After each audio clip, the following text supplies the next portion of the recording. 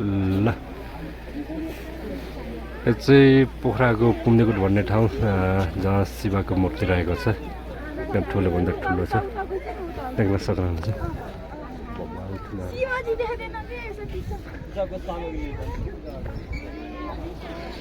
टक्क परिपट्टि हिमालहरू पनि रहेको छ, मान्छेहरूको भिड।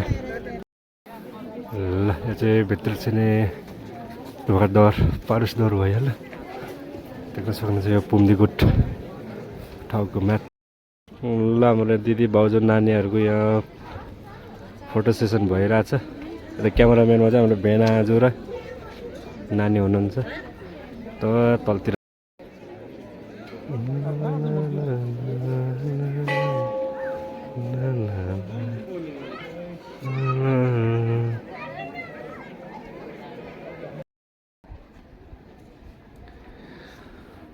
ल यहाँ माथि शिवजीको मूर्ति, शिवजीको डमरू पनि यता देख्न सक्नुहुनेछ तपाईँहरूले। राम्रो ठुलो छ। अनि यता टक्क पोखराको भ्यूहरू टक्क लाएर देख्न सक्नुहुनेछ।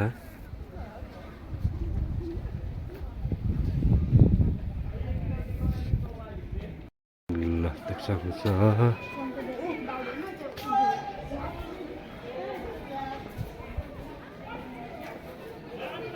भित्रपट्टि देख्न सक्नुहुन्छ। ल मान्छेहरूको घुइँचो,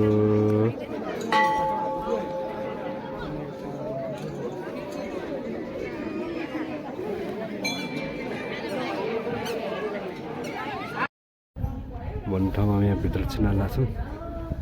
भित्र हेरौँ के कस्तो छ। ल ल ल जाउँ जाउँ जाउँ। बा गोल्प्रे ए यिनीहरूले फोटोसुट ए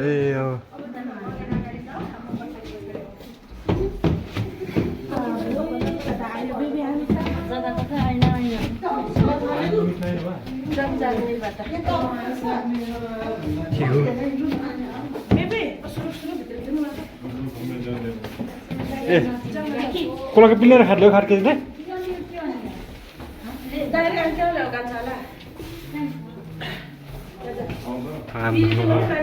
आँखा झिमिक झिम भयो त के हो।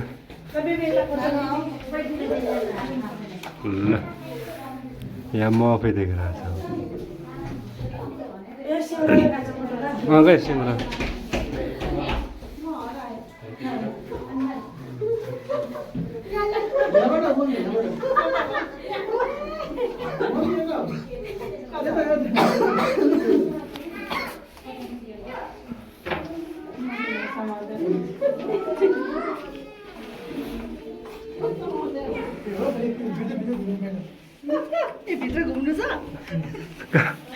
आफै आँखै देखेन झन्। ए कालो देखेर। ल ल यो चाहिँ सिसाको पुल रहेछ, यो पुम्देकोटको माथिल्लो साइडमा। अब एकछिनपछि माथि जाँदैछौँ, के कस्तो छ।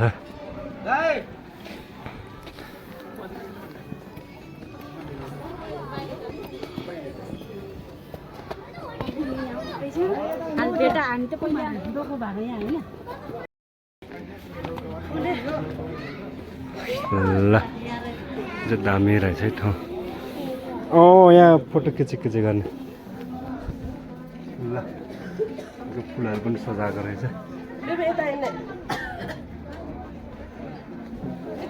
फोटो सजा।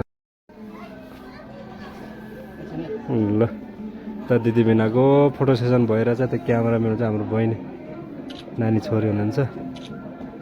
पनि घुम्न आउनु सक्नुहुन्छ यो पोखराको पुम्देकोट भन्ने ठाउँमा।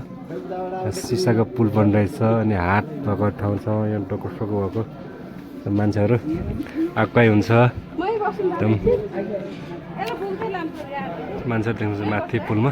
म पनि जाँदैछु त्यहाँ माथि एकछिनमा। ल यही हो पुम्देकोट ठाउँको माथि। यहाँ चाहिँ मेसलाङको भन्दा सानो हात रहेछ, ओके बसेर फोटो खिच्नलाई। यहाँ बेलुम जस्तो रहेछ यहाँ टक्कै बसेर फोटो खिच्नलाई एकछिन माथि देख्न सक्नुहुन्छ यो चाहिँ घामले टल्किँदैन रहेछ पारिपट्टि शिवको मूर्ति भइहाल्यो ल अब यो पुलमा हिँड्नु एकछिन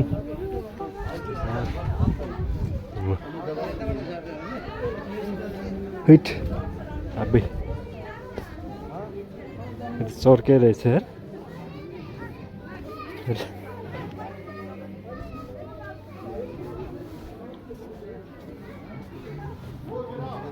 अब हल्का रिङ्गटा चाहिँ लाग्दो रहेछ हिट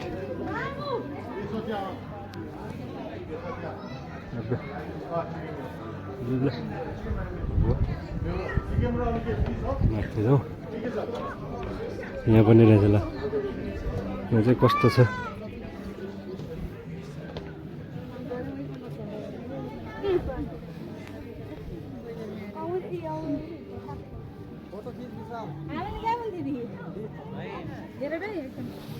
परिन्छ टुक्क लगाएर बाहिरतिरको बिरुवाहरू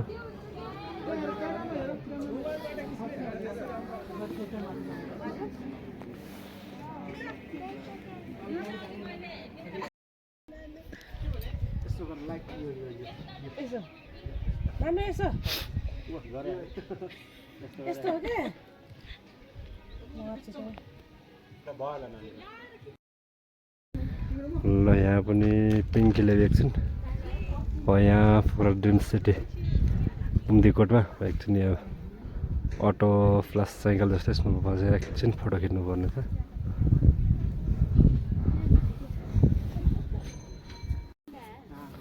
ल यो चाहिँ फेवातालको माथिल्लो भाग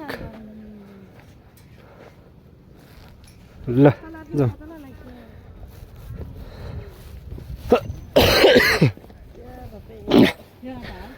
अब हामी चाहिँ चाइना गुम्बा अथवा व्हाइट गुम्बा जाँदैछौँ त्यहाँ एकछिन फोटोसोटो घुमफिर गर्नेछौँ हेर्नेछौँ होइन त पछाडि दिदीबहिनीहरू भजाहरू नानीहरू हुनुहुन्छ ल यहाँ यो गाइज छ चाइना गुम्बा अथवा व्हाइट गुम्बा भनेको नै छ पहिला अलि यी घरहरू पनि भनहरू बनाएको थिएन अहिले चाहिँ बिस्तारै बन्दै गएछ पहिला यो गुम्बा मात्रै थियो अहिले चाहिँ यताउति बस्ने प्रतिशालाहरू पनि बनाएर रहेछ राम्रो बनाएर रहेछ हेर्दै हेर्नु अहिले